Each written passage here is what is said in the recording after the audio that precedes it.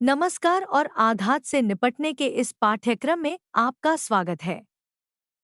Post traumatic stress disorder के लक्षणों को प्रबंधित करना भारी लग सकता है, लेकिन ऐसे प्रभावी व्यायाम हैं जो लोगों को अपने विचारों, भावनाओं और प्रतिक्रियाओं पर नियंत्रण पाने में मदद कर सकते हैं।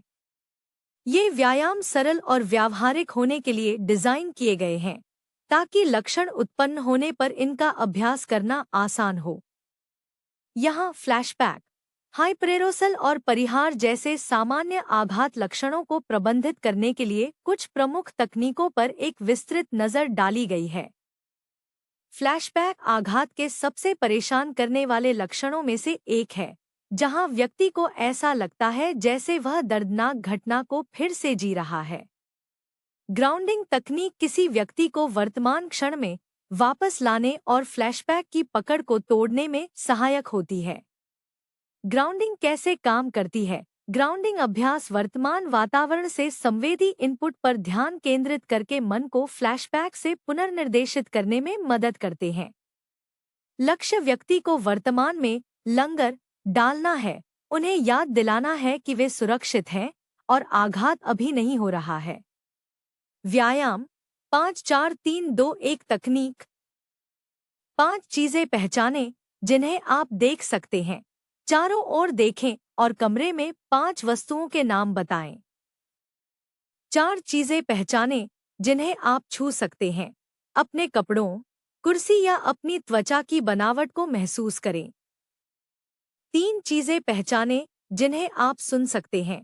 पक्षियों, ट्रैफिक या अपनी सांस जैसी बाहरी आवाज़ों पर ध्यान दें। 2 चीजें पहचानें जिन्हें आप सूंघ सकते हैं या उन गंधों को याद रखें जिन्हें आप पसंद करते हैं, जैसे कॉफ़ी या फूल। एक ऐसी चीज़ की पहचान करें जिसे आप चख सकें या किसी ऐसी चीज़ के बारे में सोचें जिसका स्वाद आपको पसंद हो। यह तकनीक व्यक्ति को वर्तमान क्षण से फिर से जुड़ने और फ्लैशबैक से दूर खींचने में मदद करने के लिए सभी 5 इंद्रियों को संलग्न करती है। अन्य ग्राउंडिंग तकनीकें। किसी वस्तु को पकड़ना। अपने हाथ में पकड़ने के लिए कोई परिचित वस्तु, जैसे कि चाबी का गुच्छा, सिक्का या पत्थर, ढूंढें। फ्लैशबैक से खुद को बाहर निकालने में मदद करने के लिए बनावट, आकार और वजन पर ध्यान केंद्रित करें। पीछे की ओर गिनना। 100 से शुरू करें और पीछे की ओर 7 तक गिनें। यह आपके मस्तिष्क को किसी गैराघातकारी चीज पर ध्यान केंद्रित करने के लिए मजबूर करता है और आपको फ्लैशबैक से बाहर निकालता है। फ्लैशबैक के चक्र को तोड़ने, लोगों को खुद को फिर से उन्मुख करने और संकट को कम करने में मदद करने के लिए ग्राउंडिंग तकनीक अत्यधिक प्रभावी है। हाइपरेरोसल लगातार तनाव में रहने की स्थिति है, जहां शरीर की लड़ाई या भागने की प्रणाली तब भी सक्रिय रहती है जब कोई खतरा न हो। इससे घबराहट, नींद न आना और चिड़चिड़ापन जैसी भावनाएं हो सकती हैं। श्वास व्यायाम तंत्रिका तंत्र को शांत करने और हाइपरेरोसल को नियंत्रित करने के लिए एक सरल लेकिन शक्तिशाली उपकरण है। श्वास व्यायाम कैसे मदद करते हैं? धीमी, गहरी सांस लेना मस्तिष्क को संकेत देता है कि शरीर सुरक्षित है। पैरासिम्पैथेटिक तंत्रिका तंत्र, जो आराम और पाचन प्रतिक्रिया को नियंत्रित करता है, को सक्रिय करता है। यह तनाव हार्मोन को कम करता है, जो हाइपरेरोसल का कारण बनता है। व्यायाम बॉक्स ब्रीदिंग। 4-4-4-4।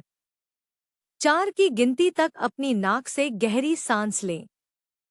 4 की गिनती तक सांस को रोके रखें। 4 की गिनती तक अपने मुंह से धीरे धीरे सांस छोड़ें। 4 की गिनती तक अगली सांस लेने से पहले रुकें। इस चक्र को कई मिनट तक दोहराएं। बॉक्स ब्रीदिंग विशेष रूप से सहायक है क्योंकि यह लयबद्ध श्वास को प्रोत्साहित करती है और मस्तिष्क को लगातार संदेश देती है कि आराम करने का समय आ गया है। व्यायाम डायाफ्रामिक ब्रीदिंग। आराम से बैठें और एक हाथ अपनी छाती पर और दूसरा अपने पेट पर रखें। अपनी नाक से धीरे धीरे सांस लें। अपने पेट, अपनी छाती को नहीं, को ऊपर उठने दें।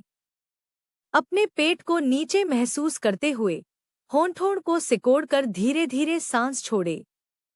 अपने पेट के ऊपर और नीचे होने पर ध्यान केंद्रित करते हुए 5 से 10 मिनट तक इस धीमी सांस को जारी रखें। इस प्रकार की गहरी सांस लेने से शरीर की तनाव प्रतिक्रिया को कम करने में मदद मिलती है और इसका उपयोग तब भी किया जा सकता है जब हाइपरेरोसल शुरू होता है, चाहे पैनिक अटैक के दौरान या सोने से पहले नींद को बढ़ावा देने के लिए।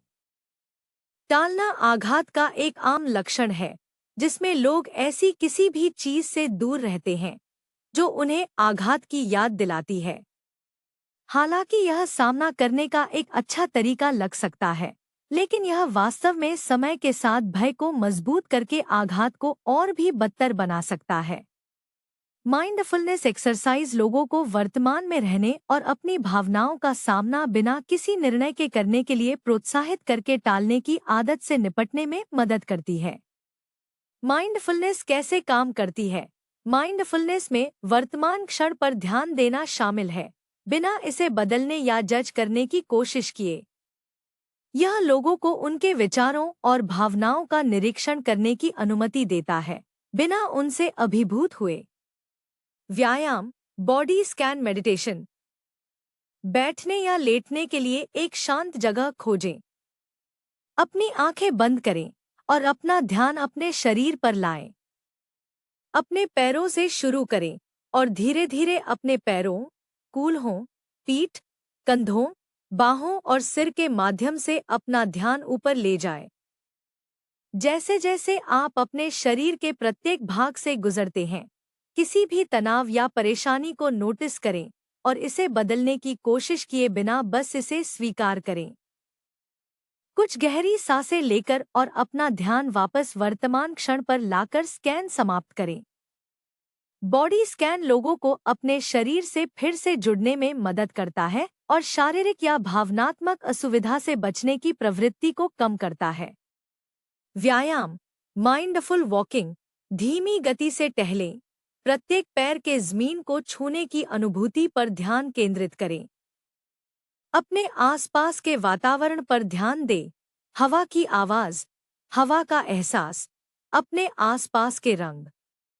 अगर आपका मन तनावपूर्ण विचारों की ओर भटकने लगे, तो धीरे से अपना ध्यान वापस चलने की अनुभूति पर लाएं।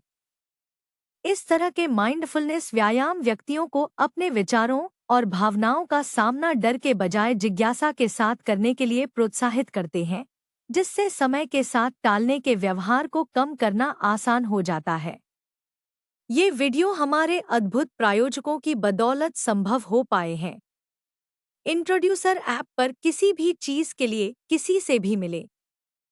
चाहे आप दोस्त, रोमांस या कुछ और ढूंढ रहे हों, इंट्रोड्यूसर आपके लिए है। आज ही मुफ्त डाउनलोड करें। एक आभासी स्वर्ग और वैश्विक समुदाय में एक नए स्वर्ग और एक नई पृथ्वी का अनुभव करें। चर्च कभी ऐसा नहीं दिखता था। आपका योगदान पृथ्वी 2.0 को जीवंत कर सकता है। अंत में, अगर आप इन वीडियो को विज्ञापनों के बिना देखना पसंद करते हैं, तो हैप्पी ऐप पर हमारे मानसिक स्वास्थ्य केंद्र पर जाएं। विवरण में दिए गए लिंक पर क्लिक करें। अंत में, हालांकि यह कोर्स आपके लिए मुफ्त था, लेकिन इसे आप तक पहुंचाना मुफ्त नहीं था। कृपया इन कोर्स को दुनिया भर में सबसे ज्यादा जरूरतमंद लोगों तक पहुंचाने में मदद करने के लिए एक छोटा सा दान देने पर विचार करें। लिंक विवरण में है। अगले पाठ में मिलते हैं।